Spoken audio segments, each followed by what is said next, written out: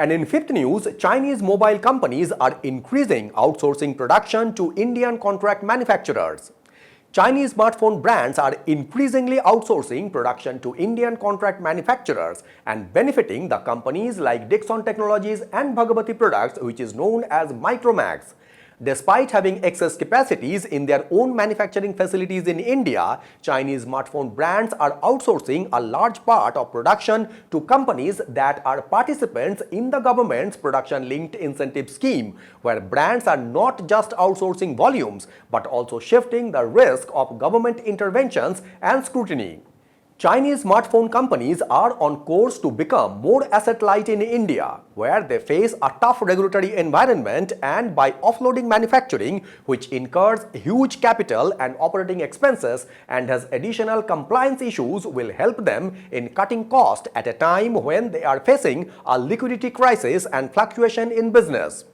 At a recent earnings call, Dixon Technologies projected the sales volume in India's smartphone market to be around 150 million a year, out of which Android space is around 135 to 140 million, where various brands are manufacturing in-house, and the outsourcing opportunity is around 90 million when Dixon made 28.3 million smartphones in fiscal 2025, and they are projecting 43 to 44 million smartphones for this current fiscal year. Dixon will be manufacturing 7 to 8 million smartphones for Realme, which is an Oppo subsidiary, and they will also be supplying around 15 to 16 million smartphones to Vivo in January to March quarter of 2026, by when it is expected to get government approvals for its joint venture with the Chinese company.